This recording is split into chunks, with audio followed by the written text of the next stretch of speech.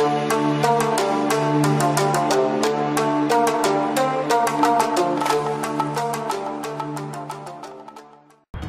Friends, welcome to Ignis fitness. ಇವತ್ತಿನ ಟಾಪಿಕಲ್ಲಿ ನಾನು ಉಗುರು ಬೆಚ್ಚ ನೀರಲ್ಲಿ ಸ್ನಾನ ಮಾಡೋದು ಒಳ್ಳೆಯದಾ ಇಲ್ಲ ತಣ್ಣೀರಲ್ಲಿ ಸ್ನಾನ ಮಾಡೋದು ಒಳ್ಳೆಯದಾ ಅನ್ನೋದನ್ನ ತಿಳಿಸ್ಕೊಡೋದಕ್ಕಾಗಿ ನಿಮ್ಮ ಮುಂದೆ ಬಂದಿರೋವಂಥದ್ದು.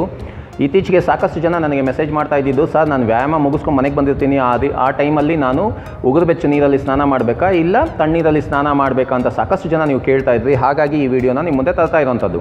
ಈ ವಿಡಿಯೋನ ಕಡೆ ತನಕ ನೋಡ್ತಾ ಬನ್ನಿ. ಸಾಕಷ್ಟು ಇನ್ಫಾರ್ಮೇಷನ್ನ ಶೇರ್ ಮಾಡ್ತಾ ಇದ್ದೀನಿ ಅಂತ ಹೇಳ್ತಾ, ಯಾರ್ಯಾರು ನಮ್ಮ ಚಾನಲ್ನ ಸಬ್ಸ್ಕ್ರೈಬ್ ಮಾಡ್ಕೊಂಡಿದ್ದಾರೆ ಅವರಿಗೆಲ್ಲ ಧನ್ಯವಾದಗಳು.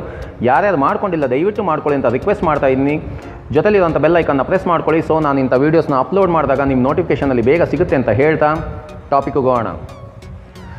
ಸಾಕಷ್ಟು ಜನ ನನಗೆ ಕೇಳ್ತಾ ಇದ್ದಿದ್ದು, ಸರ್ ಬಿಸಿನೀರಲ್ಲಿ ಅಂದರೆ ಇಲ್ಲ ಉಗುರು ಬೆಚ್ಚ ನೀರಲ್ಲಿ ಸ್ನಾನ ಮಾಡಿದ್ರೆ ಒಳ್ಳೆಯದಾ ಇಲ್ಲ ತಣ್ಣೀರಲ್ಲಿ ಸ್ನಾನ ಮಾಡಿದ್ರೆ ಒಳ್ಳೆಯದಾ ವ್ಯಾಯಾಮ ಆದಮೇಲೆ ಅಂತ. ನಿಮಗೆ ಗೊತ್ತಿರಲಿ, ಅದರದ್ದೇ ಆಗಿರೋವಂಥ ಒಂದು ಬೆನಿಫಿಟ್ಸ್ಗಳಿದೆ ಅಂತಲೇ ಹೇಳ್ಬೋದು. ಉಗುರು ಬೆಚ್ಚ ನೀರಲ್ಲಿ ಸ್ನಾನ ಮಾಡಿದಾಗ ಅದರದ್ದೇ ಆಗಿರೋವಂಥ ಬೆನಿಫಿಟ್ಸ್ ಇರುತ್ತೆ, ತಣ್ಣೀರಲ್ಲಿ ಸ್ನಾನ ಮಾಡಿದಾಗ ಅದರದ್ದೇ ಆಗಿರೋವಂಥ ಬೆನಿಫಿಟ್ಸ್ ಇರುತ್ತೆ.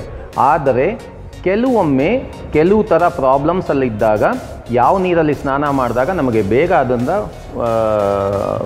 ರಿಲೀಫ್ ಸಿಗುತ್ತೆ ಅನ್ನೋದನ್ನ ತಿಳಿಸ್ಕೊಡ್ತೀನಿ. ಪಾಯಿಂಟ್ ಬೈ ಪಾಯಿಂಟ್ ಹೇಳ್ತಾ ಹೋಗ್ತೀನಿ, ನೋಡ್ತಾ ಹೋಗೋಣ ಬನ್ನಿ. ನಿಮಗೆ ಒಂದು ಕಿವಿ ಮಾತು, ಸಾಕಷ್ಟು ಜನ ಉಗುರು ಬೆಚ್ಚ ನೀರಿಗಿಂತ ಜಾಸ್ತಿ ಬಿಸಿ ನೀರಲ್ಲಿ ಸ್ನಾನ ಮಾಡ್ತಾರೆ. ಇದು ಮಾಡಬಾರ್ದು. ಯಾಕೆ ಅಂದರೆ ನಮ್ಮ ಚರ್ಮಕ್ಕೆ, ನಮ್ಮ ಕೂದಲಿಗೆ, ಅದೇ ರೀತಿಯಾಗಿ ನಮ್ಮ ರಕ್ತಕ್ಕೆ ಭಾಳಷ್ಟು ಡ್ಯಾಮೇಜಸ್ಗಳಾಗುತ್ತೆ ತುಂಬ ಬಿಸಿ ನೀರು ಸ್ನಾನ ಮಾಡೋದ್ರಿಂದ ಅಂತಲೇ ಹೇಳ್ಬೋದು. ನೀವು ಇವಾಗ ಕೇಳ್ಬೋದು, ಸರ್ ನೀವು ಹಾಟ್ ವಾಟರ್ ಅಂತ ಬರೆದಿದ್ದೀರಾ, ಲ್ಯೂಕ್ ವಾರ್ಮ್ ವಾಟರ್ ಅಂತ ಬರಿಬೋದಾಗಿತ್ತಲ್ಲ ಅಂತ. ನನಗೆ ಪ್ರಶ್ನೆ ಕೇಳ್ತಾ ಇದ್ದಿದ್ದು ಹಾಗೆಯೇ, ಬಿಸಿನೀರಲ್ಲಿ ಸ್ನಾನ ಮಾಡೋದು ಒಳ್ಳೆಯದಾ ಇಲ್ಲ ತಣ್ಣೀರಲ್ಲಿ ಸ್ನಾನ ಮಾಡೋದು ಒಳ್ಳೆಯದಾ ಅಂತ. ಯಾರನ್ನು ಉಗುರು ಬೆಚ್ಚ ನೀರಲ್ಲಿ ಸ್ನಾನ ಮಾಡೋದು ಒಳ್ಳೆಯದಾ ಇಲ್ಲ ತಣ್ಣೀರಲ್ಲಿ ಸ್ನಾನ ಮಾಡೋದು ಒಳ್ಳೆಯದಾ ಅಂತ ಕೇಳಲಿಲ್ಲ. ಹಾಗಾಗಿ ನಾನು ಹಾಟ್ ವಾಟರ್ ಅಂತ ಬರೆದಿರೋವಂಥದ್ದು. ಕನ್ಫ್ಯೂಸ್ ಆಗಬೇಡಿ, ಒಂದು ಕಿವಿ ಮಾತು ಹೇಳಿದಂಥದ್ದು. ನಾನು ಮೊದಲಿಗೆ ಕೋಲ್ಡ್ ವಾಟರಿಂದ ಸ್ನಾನ ಮಾಡೋದ್ರಿಂದ ಏನೇನು ಅಡ್ವಾಂಟೇಜ್ ಅನ್ನೋದನ್ನ ತಿಳಿಸ್ಕೊಟ್ಬಿಡ್ತೀನಿ. ಅದಾದಮೇಲೆ ಬಿಸಿನೀರಲ್ಲಿ ಸ್ನಾನ ಮಾಡೋದ್ರಿಂದ ಏನೇನಾಗುತ್ತೆ ಅಂತ. ಒಂದು ಲೈನಲ್ಲಿ ನೀವು ನನಗೆ ಆನ್ಸರ್ ಮಾಡಿ ಸರ್ ಅಂತ ಕೇಳಿದ್ರೆ ಯಾವುದು ಒಳ್ಳೆಯದು ಅಂತ ಆನ್ಸರ್ ಮಾಡಿ ಸರ್ ಅಂದರೆ, ನಿಮಗೆ ಇಂಜುರೀಸ್ ಆಗಿದ್ದರೆ, ಎಕ್ಸಸೈಸ್ ಮಾಡಬೇಕಾದ್ರೆ ಏನೋ ಮಸಲ್ ಕ್ಯಾಚ್ ಆಗಿರುತ್ತೆ, ಇಲ್ಲ ಅಂದರೆ ಸ್ಟ್ರೈನ್ ಆಗಿರುತ್ತೆ, ಇಲ್ಲ ಏಟ್ ತಿಂದು ತುಂಬ ಮಸಲ್ ಪೇಯ್ನಲ್ಲಿರುತ್ತೆ, ಆ ಪೇಯ್ನ್ ಇದ್ದಾಗ ಕೋಲ್ಡ್ ವಾಟರಲ್ಲಿ ಸ್ನಾನ ಮಾಡೋದು ಬಹಳಷ್ಟು ಒಳ್ಳೆಯದು. ಯಾಕೆ ಅಂದರೆ ನೀವು ನೋಡಿರ್ಬೋದು, ಎಲ್ಲನ ಏಟ್ ತಿಂದಿದ್ದಾಗ, ಈ ಕ್ರಿಕೆಟರ್ಸ್ ಎಲ್ಲ ಫೀಲ್ಡಲ್ಲಿ ಏಟ್ ತಿಂದಿದ್ದಾಗ ಅವ್ರಿಗೆ ಕೋಲ್ಡ್ ಪ್ಯಾಕ್ ಅಂತ ಕೊಡ್ತಾರೆ. ಕೋಲ್ಡ್ ಪ್ಯಾಕ್ ಅಂದಾಗ ಅದೊಂದು ಕೋಲ್ಡ್ ಬರ್ನ್ ಮಾಡುತ್ತೆ. ಅಂದರೆ ನಾವು ತುಂಬ ತೀರಾ ಜಾಸ್ತಿ ಕೋಲ್ಡನ್ನ, ನಾವು ಮಂಜುಗಡ್ಡೆನ ನಾವು ಇಟ್ಟಾಗ ಒಂದು ನೋವಾಗುತ್ತಲ್ಲ, ಅದನ್ನು ಕೋಲ್ಡ್ ಬರ್ನ್ ಅಂತೀವಿ.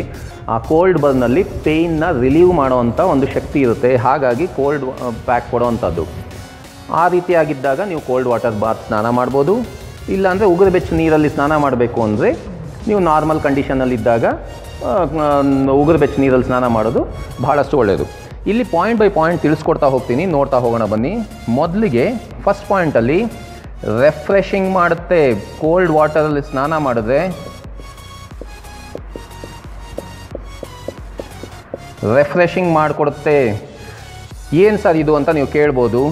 ರೆಫ್ರೆಶಿಂಗ್ ಅಂದರೆ ಬೇರೆ ಏನೇನಿಲ್ಲ, ನಾವು ಬೆಳಗ್ಗೆ ಎದ್ದೇಳ್ತೀವಿ, ತಣ್ಣೀರಲ್ಲಿ ಸ್ನಾನ ಮಾಡ್ತೀವಿ, ಒಂದು ಒಳ್ಳೆ ಎನರ್ಜೆಟಿಕ್ ಆಗಿರ್ತೀವಿ, ಆ್ಯಕ್ಟಿವ್ ಆಗಿರ್ತೀವಿ. ಅದ್ರ ಜೊತೆಗೆ ಅಲರ್ಟ್ನೆಸ್ ಜಾಸ್ತಿ ಆಗುತ್ತೆ ಕೋಲ್ಡ್ ನೀರಲ್ಲಿ ಸ್ನಾನ ಮಾಡೋದ್ರಿಂದ ಅಂತಲೇ ಹೇಳ್ಬೋದು.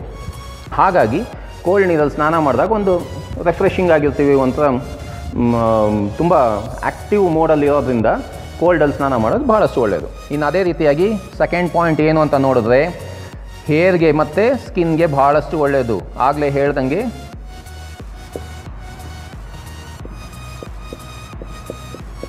ಕೂದಲಿಗೆ ಮತ್ತು ಚರ್ಮಕ್ಕೆ ಬಹಳಷ್ಟು ಒಳ್ಳೆಯದಾಗುತ್ತೆ.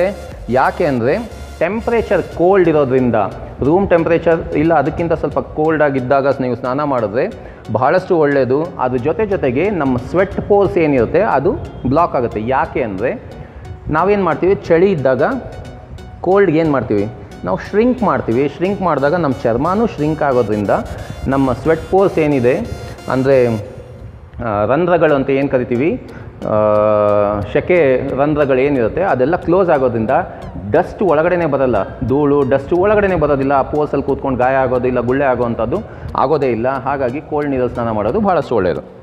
ಇನ್ನು ಮೂರನೇ ಪಾಯಿಂಟ್ ಏನು ಅಂತ ನೋಡಿದ್ರೆ, ಬೆಟರ್ ಇಮ್ಯುನಿಟಿ. ರೋಗ ನಿರೋಧಕ ಶಕ್ತಿನ ಜಾಸ್ತಿ ಮಾಡುತ್ತೆ.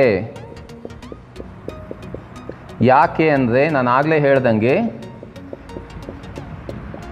ನಾನು ಆಗಲೇ ಹೇಳ್ದಂಗೆ ನಾವು ಏನು ಮಾಡ್ತೀವಿ, ಚಳಿ ಇದ್ದಾಗ ತುಂಬ ಒಂಥರ ಮಸಲ್ನೆಲ್ಲ ಟೈಟ್ ಮಾಡ್ಕೊಂಡು ಕೂತ್ಕೊಳ್ಳೋದ್ರಿಂದಾಗಿ ಯಾವುದೇ ರೀತಿಯಾದಂಥ ರೋಗಗಳನ್ನ ಹತ್ತಿರ ಬರೋಕ್ಕೆ ಬಿಡೋದಿಲ್ಲ. ಮಸಲ್ ರಿಲ್ಯಾಕ್ಸ್ ಆಗಿದ್ದಾಗಲೇ ಎಲ್ಲ ಕೆಲವೊಂದೆಲ್ಲ ರೋಗಗಳು ಬರೋವಂಥದ್ದು. ಮಸಲ್ ರಿಲ್ಯಾಕ್ಸೇ ಆಗೋದಿಲ್ಲ. ಚಳಿ ಇದ್ದಾಗ ನಾವೇನು ಮಾಡ್ತೀವಿ, ಜಾಸ್ತಿ ನಡಗಬೇಕಾದ್ರೆ ತುಂಬ ಟೈಟಾಗಿ ಬಾಡಿನೆಲ್ಲ ಸ್ಟಿಫ್ ಮಾಡ್ಕೊಳ್ಳೋದ್ರಿಂದಾಗಿ ನಿಮಗೆ ಇಮ್ಯುನಿಟಿ, ರೋಗ ನಿರೋಧಕ ಶಕ್ತಿನೂ ಜಾಸ್ತಿ ಆಗುತ್ತೆ, ಅದ್ರ ಜೊತೆಗೆ ಬೇರೆ ರೋಗಗಳನ್ನ ಒಳಗಡೆ ಬರೋದಕ್ಕೂ ಬಿಡೋದಿಲ್ಲ ಅಂತಲೇ ಹೇಳ್ಬೋದು. ಇನ್ನು 4ನೇ ಪಾಯಿಂಟ್ ಏನು ಅಂತ ನೋಡಿದ್ರೆ, good for blood pressure.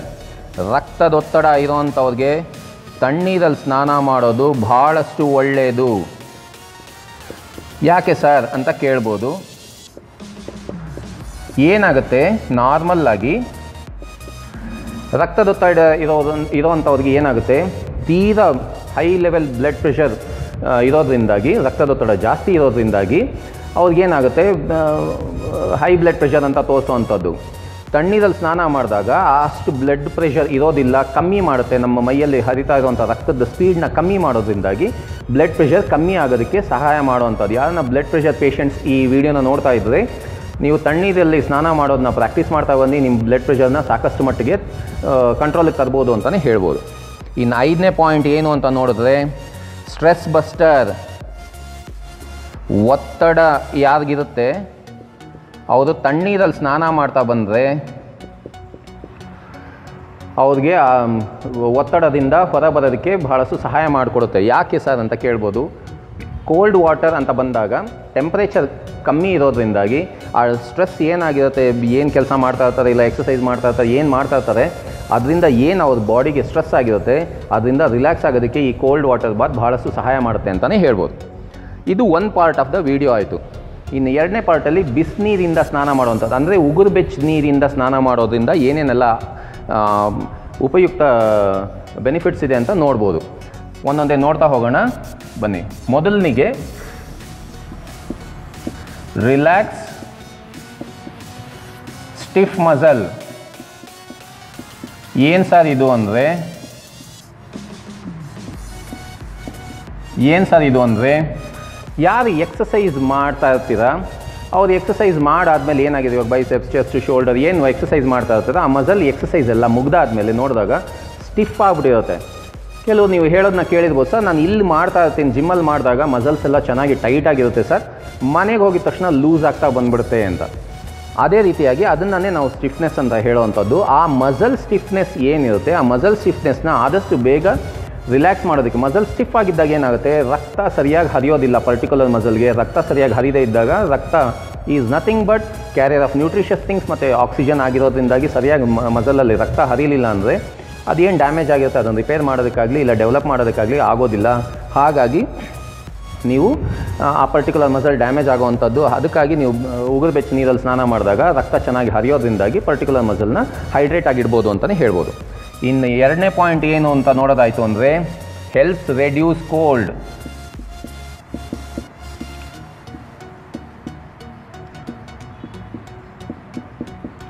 During ಕೋಲ್ಡಲ್ಲಿ ಯಾರಿಗೋ ನೆಗಡಿ ಆಗಿರುತ್ತೆ. ಇವಾಗ ನೆಗಡಿ ಆಗಿರೋರು ಏನು ಮಾಡ್ಬೋದು, ಬಿಸಿನೀರಲ್ಲಿ ಸ್ನಾನ ಮಾಡೋದು ಒಳ್ಳೆಯದು. ಉಗುರು ಬೆಚ್ಚಗಿಂತ ಸ್ವಲ್ಪ ಬಿಸಿ ಇದ್ದರೆ ಸಾಕಾಗುತ್ತೆ. ತೀರಾ ಬಿಸಿ ಬಾಯ್ಲಿಂಗ್ ಪಾಯಿಂಟಲ್ಲಿರುವಂಥ ನೀರಲ್ಲಿ ಸ್ನಾನ ಮಾಡ್ಬೋದು. ಉಗುರು ಬೆಚ್ಚ ನೀರಷ್ಟು ಬಿಸಿಲಿ ಸ್ನಾನ ಮಾಡಿದಾಗ ಒಳ್ಳೆಯದು. ಯಾಕೆ ಅಂತ ನೀವು ಕೇಳ್ಬೋದು. ನೀವು ನೋಡಿರ್ಬೋದು, ಹಳೇ ಜನ ಏನಿರ್ತಾರೆ, ನಮ್ಮ ತಾತ ಮುತ್ತಾತ ಇಂಥವರು ಮನೇಲಿದ್ದಾಗ ನಮಗೆ ಕೋಲ್ಡ್ ಆಗಿದೆ ಅಂದರೆ ಬಿಸಿ ಬಿಸಿ ಊಟ ಮಾಡಿಸ್ತಾರೆ. ಅದರಲ್ಲೂ ಸ್ವಲ್ಪ ಖಾರನೂ ಇರುತ್ತೆ, ಬಿಸಿನೂ ಇರುತ್ತೆ, ಅಂಥ ಊಟನ ಮಾಡಿಸ್ತಾ ಇರ್ತಾರೆ. ಯಾಕೆ ಅಂದರೆ ಮೂಗು ಏನು ಕಟ್ಕೊಂಡಿರುತ್ತೆ, ಆ ಮೂಗು ಕಟ್ಕೊಂಡಿದ್ದಾಗ ನಾವು ಬಿಸಿ ಸ್ನಾನ ಮಾಡಿದಾಗ ಇಲ್ಲ ಬಿಸಿ ಊಟ ಮಾಡಿದಾಗ ಇಲ್ಲ ಖಾರವಾದ ಊಟ ಅಂತ ಮಾಡಿದಾಗ ಕಟ್ಕೊಂಡಿರೋ ಮೂಗು ಓಪನ್ ಆಗುವಂಥದ್ದು. ನೀವು ನೋಡಿರ್ಬೋದು, ಸಾಧಾರಣ ಮನುಷ್ಯರೇ ಸ್ವಲ್ಪ ಖಾರವಾದಗಿರೋವಂಥ ಐಟಮು ಇಲ್ಲ ಬಿಸಿಯಾಗಿರೋವಂಥ ಐಟಮ್ ಆಹಾರನ ನಾವು ಸೇವನೆ ಮಾಡಿದಾಗ ಮೂಗಲ್ಲಿ ನೀರು ಸೋರ್ತಾ ಇರುತ್ತೆ. ನೀರು ಸೋರೋದ್ರಿಂದ ಏನಾಗುತ್ತೆ, ಏನು ಬ್ಲಾಕೇಜ್ ಆಗಿರುತ್ತೆ ಆ ಬ್ಲಾಕೇಜಿಂದ ಹೊರಬರ್ಬೋದು ಅಂತಲೇ ಹೇಳ್ಬೋದು. ಹಾಗಾಗಿ ಬಿಸಿನೀರು ಸ್ನಾನ ಮಾಡೋದ್ರಿಂದ, ಉಗುರು ಬೆಚ್ಚ ನೀರು ಸ್ನಾನ ಮಾಡೋದ್ರಿಂದ ಕೋಲ್ಡ್ ಏನಾಗಿದ್ದರೆ ಅವ್ರಿಗೆ ಭಾಳಷ್ಟು ಸಹಾಯ ಆಗುವಂಥದ್ದು. ಇನ್ನು 3ನೇ ಪಾಯಿಂಟ್ ಏನು ಅಂತ ನೋಡಿದ್ರೆ, ಗುಡ್ ಸ್ಲೀಪ್. ನಿದ್ದೆ ಪ್ರಾಬ್ಲಮ್ ಯಾರಿಗಿರುತ್ತೆ, ಇನ್ಸೋಮೇನಿಯಾ ಯಾರಿಗಿರುತ್ತೆ, ಅವ್ರುಗಳಿಗೆ ಇದು ಬಹಳ ಸಹಾಯ ಆಗುವಂಥದ್ದು. ಎಸ್ಪೆಷಲಿ ನೈಟ್ ಶಿಫ್ಟಲ್ಲಿ ಕೆಲಸ ಮಾಡಿಬಿಟ್ಟು ಡೇಯಲ್ಲಿ ಮಲ್ಕೊಳ್ಳೋ ಅಂಥವ್ರು ಯಾರು ಇರ್ತೀರ ಅಂಥವ್ರಿಗೆ ನಿದ್ದೆ ಸರಿಯಾಗಿ ಆಗ್ತಾಯಿರಲ್ಲ, ಯಾಕೆಂದರೆ ಏನೋ ಸೌಂಡ್ ಆಗ್ತಾ ಇರುತ್ತೆ, ಸರಿಯಾಗಿ ನಿದ್ದೆ ಮಾಡೋಕ್ಕಾಗ್ತಾಯಿಲ್ಲ. ಬೆಳಕು ನಮ್ಮ ಕಣ್ಣ ಮೇಲೆ ಬೀಳ್ತಾ ಇದ್ದಾಗ ನಮಗೆ ನಿದ್ದೆ ಸರಿಯಾಗಿ ಬರೋದಿಲ್ಲ. ಹಾಗಾಗಿ ಎಲ್ಲರೂ ಹೇಳೋವಂಥದ್ದು ನೈಟಲ್ಲಿ ನಿದ್ದೆ ಮಾಡೋದು ಭಾಳಷ್ಟು ಒಳ್ಳೆಯದು ಅಂತ. ಅದರಲ್ಲಿ ನಮ್ಮ ವರ್ಕ್ ಪ್ರೆಷರಿಂದಾಗಿ ನಾವು ಏನು ಹಗಲತ್ತಲ್ಲಿ ನಿದ್ದೆ ಮಾಡ್ತೀವಿ, ಆ ಟೈಮಲ್ಲಿ ಸರಿಯಾಗಿ ನಿದ್ದೆ ಬರದೇ ಇರೋರು ಬಿಸಿನೀರಲ್ಲಿ ಸ್ನಾನ ಮಾಡಿದಾಗ ಮಸಲೆಲ್ಲ ರಿಲ್ಯಾಕ್ಸ್ ಆಗೋದ್ರಿಂದಾಗಿ ನಿದ್ದೆ ಮಾಡೋದಕ್ಕೆ ಭಾಳಷ್ಟು ಸಹಾಯ ಮಾಡುತ್ತೆ. ನೀವು ಇದನ್ನು ಪರೀಕ್ಷೆ ಮಾಡ್ಬೋದು ಫ್ರೆಂಡ್ಸ್. ಯಾವಾಗ ನೀವು ಚೆನ್ನಾಗಿ ನಿದ್ದೆ ಮಾಡಬೇಕು ಅಂತಿರ್ತೀರ, ಬಿಸಿ ಬಿಸಿ ಸ್ನಾನ ಮಾಡಿರಿ. ಸ್ನಾನ ಮಾಡ್ಬಿಟ್ಟು ಸ್ವಲ್ಪ ಏನೋ ತಿಂತಾ ಇದ್ದಂಗೆ ನೀವು ಮಸಲೆಲ್ಲ ರಿಲ್ಯಾಕ್ಸ್ ಆಗುತ್ತೆ, ಬಾಡಿ ಎಲ್ಲ ರಿಲ್ಯಾಕ್ಸ್ ಆಗೋದ್ರಿಂದ ಚೆನ್ನಾಗಿ ನಿದ್ದೆ ಮಾಡ್ತೀರಾ. ಇದನ್ನು ನೀವು ಒಂದು ಸಲ ಚೆಕ್ ಮಾಡ್ಬೋದು. ಇನ್ನು 4ನೇ ಪಾಯಿಂಟ್ ಏನು ಅಂತ ನೋಡಿದ್ರೆ ಕಿಲ್ಸ್ ಜರ್ಮ್ಸ್. ಇದೆಲ್ಲರಿಗೂ ಗೊತ್ತಿರೋ ಅಂಥದ್ದು, ಮನೆಗಳಲ್ಲಿ ಹೇಳ್ತಾನೆ ಇರ್ತಾರೆ, ಮಕ್ಕಳಿಗೆಲ್ಲ ಹೇಳ್ತಾನೆ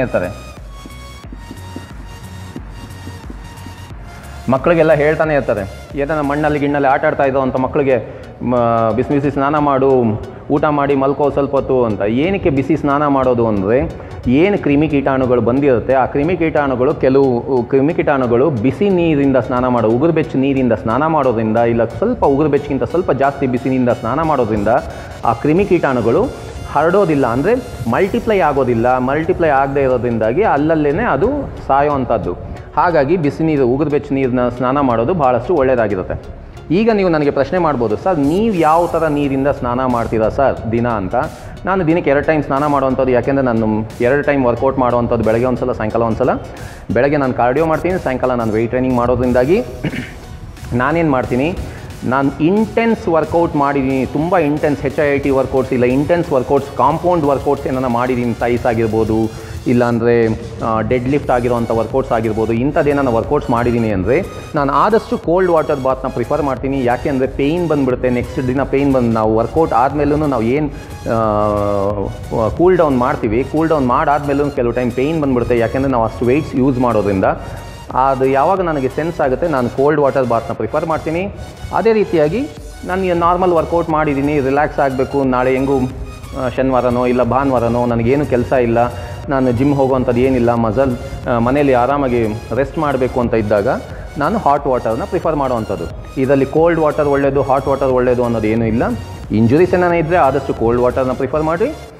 ನಾರ್ಮಲ್ ಆಗಿದ್ದಾಗ ಒಂದು ಲ್ಯೂಕ್ ವಾರ್ಮ್ ವಾಟರ್, ಅಂದರೆ ಉಗುರು ಬೆಚ್ಚ ನೀರಿನಲ್ಲಿ ಸ್ನಾನ ಮಾಡೋದು ಭಾಳಷ್ಟು ಉತ್ತಮ ಅಂತಲೇ ಹೇಳ್ಬೋದು. ಸೊ ಸರಿ ಫ್ರೆಂಡ್ಸ್, ಈ ವಿಡಿಯೋದಲ್ಲಿ ಸಾಕಷ್ಟು ಇನ್ಫಾರ್ಮೇಷನ್ನ ಶೇರ್ ಮಾಡಿದ್ದೀನಿ ಅಂತ ಅಂದ್ಕೊಂಡಿದ್ದೀನಿ. ನೀವು ಅಷ್ಟೇ ನಿಮಗೆ ಯಾವ ರೀತಿಯಾದಂಥ ಏನು ಬೇಕಾಗಿರುತ್ತೆ ಈ ವಿಡಿಯೋದಲ್ಲಿ ನಾನು ನಿಮಗೆ ತಿಳಿಸ್ಕೊಟ್ಟಿದ್ದೀನಿ. ಇಂಜುರಿ ಆಗಿದ್ದಾಗ ಕೋಲ್ಡ್ ವಾಟರ್, ನಾರ್ಮಲ್ ಆಗಿದ್ದಾಗ ಉಗುರು ಬೆಚ್ಚ ನೀರಲ್ಲಿ ಸ್ನಾನ ಮಾಡೋದು ಒಳ್ಳೆಯದು ಅಂತ ತಿಳಿಸ್ಕೊಡ್ತಾ ನಿಮ್ಮಿಂದ ವಿದಾಯ ತೊಗೊತಾ ಇದ್ದೀನಿ. ನೆಕ್ಸ್ಟ್ ವಿಡಿಯೋದಲ್ಲಿ ಸಿಗೋ ತನಕ stay fit, stay healthy. Till then, bye ಬಾಯ್.